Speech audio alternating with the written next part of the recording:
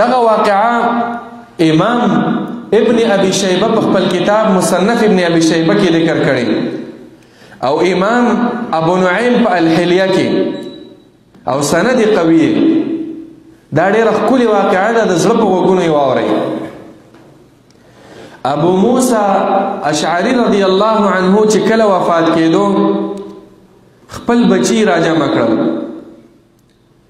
او بچو ته دا وصیت وکړو تذکروا صاحب الرغیف ای زما بچیانو هغه یوې ډوډۍ والا سړی چې دی هغه ځان ته رایادوئ.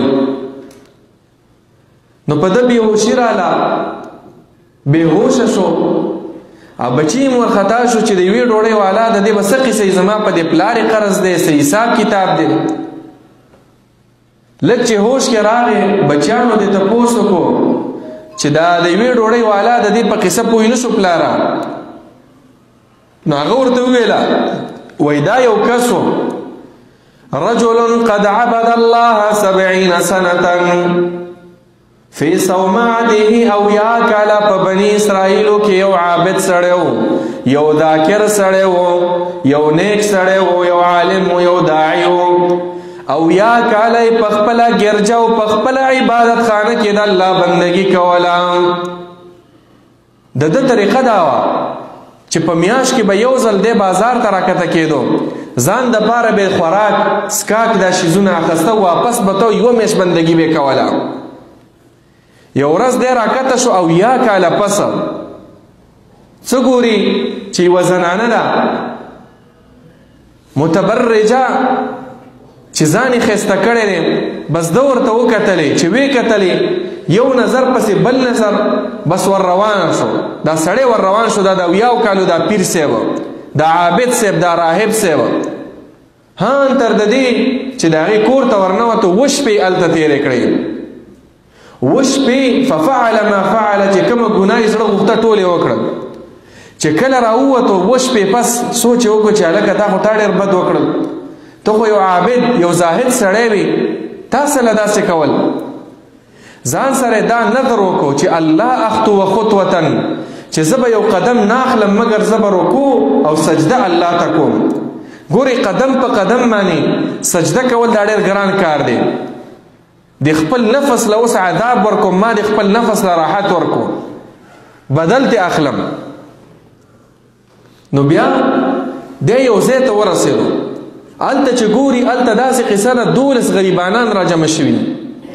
د دې 12 غریبانانو قصه هم داسې وه چې یو مالداره سړی و هغه به راتو هغه به ورله یوه ډوډۍ ورکولې. پخوا غربت داسې و چې د ډوډۍ به خلک محتاج وو د کپړو به محتاج وو بس او د سر د سوري دا دومره ضروریات نه و چې دا وکه او دا وکه او دا وکه. نو دیم دې مجلس ته ورورسېدو وږی شوی هم و سړی راغی یوه ډوډۍ تقسیموله داسې دم یوې ډوډۍ ته لاس کړی. نو دې کې یو غریب ته خو ډوډۍ ونه رسېده هغه چغې شروع کړې چې رغیفتي رغیفتي زما ډوډۍ. نو دا مالداره سړی چې و د ده توجه د شمارلو طرف ته رانله چې دا څو کسان دي. فلم یعد الرؤوس سرونه ونه شمارل بس خو دومره یې وویله چې تاسو کې غلا پیدا شوې ده پردې حق خورئ د نن نه وروسته زه په تاسو باندې خرچه نه کومه. ګورې وسه په دغه ټیم کې دا د اویاو کالو عابد نیک سړی او د 20 شپو دا ګناهګار سړی دو سوچ وکړو چې زما په وجه په دوی رزق بندېږي لاس یې پورته کړو چې زه پکې 14 ما. دا غریبانانو غلا نه ده شروع کړې بلکې زه پکې زیاتې ما. نو څه چلې وکړو روټۍ واپس ورکړله. اوس وګورئ په دغه روایت کې راځي ابو موسی اشعري رضی الله عنه حدیث دی دا. ګورئ دا یو واقع خبر زده کوي چې کله صحابي د مخکنی امتونو قصه بیانوي او سند صحیح دا په حکم د مرفوع کې وي دا داسې وي لکه ده چې د پیغمبر نه اورېدلي. نو فمات تلک اللیله دغه د اویاو کالو عابد او د 20 شپو ګناهګار دا په دغه شپه باندې وفات شو. نو ګورئ عزیزانو بیا فرمایي په دغه حدیث کې راځي فوزنت اعماله ل70 سنه د اویاو کالو د نیک اعمالي ب7 من الليالي د ووش په د ګناه سره وتللی شو. دا د ووش په دومره خطرناکه ګناه وه چې د اویاو کالو ګناهونه ورله تسونت کړل. فمالت بهن السبع دا د ووش په دا ګناه پې درنه شوه. اویاو کالو ګناه یې ورله برباده کړله. خو بیا ګورئ وی ثم وزنت السبع ليال بیا دا د ووش په ګناه دا وتللی شوه برغیفة واحدة د یوې ډوډۍ سره. فمالت بهن رغیفة واحده نو دا یوه ډوډۍ دا پې درانه شوه. د یوه ډوډۍ کې دومره پاور و چې د 2 ورځو هغه خطرناکه ګناه چې د اویاو کالو د بندګي ورله غرقه کړې وه دغه یوې ډوډۍ دغه د ووش په دغه ګناه ورله ختمه کړله. نو ګورئ عزیزانو چې کله هم وړوکې ګناه ته په وړوکې نظر باندې مه ګوره او کله هم وړوکې نیک عمل ته په وړوکې نظر باندې مه ګوره. کیدای شي د یو عمل په وجه ته جنت ته ورسېږي او کیدای شي د یو عمل په وجه باندې ته جهنم ته ورسېږي. نو زما عزتمندو ورونو خاص کر په دې نن سبا دور کې زموږ نوجوانان د ډېرو ګناهونو د ډېرو فتنو شکار دي.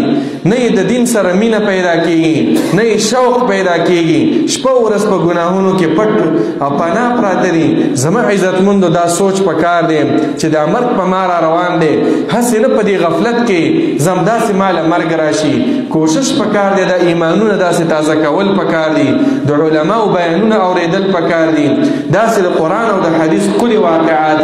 نو ما چې کوم آیات لوستلی و د هغه آیات مطلب همدا و چې رب العالمین فرمایي فمن یعمل مثقال ذرة خیرا یره. چا چې د ذرې برابر یو عمل وکړو هغه به ویني په ورځ د قیامت باندې نیک عمل یې وکړو. ومن یعمل مثقال ذرة شرا یره او چا چې بد عمل وکړو د هغې سزا به ویني. که د ذرې برابر وي هم تا ته به نیکه بدله میلاویږي د ښه عمل او که د ذرې برابر وي نو د هغې بده سزا ده. الله رب العالمین دې زمونږ او ستاسو ټول اعمال نیک وګرځوي. رب العالمین دې مونږ او تاسو د ګناهونو نه بچ وساتي.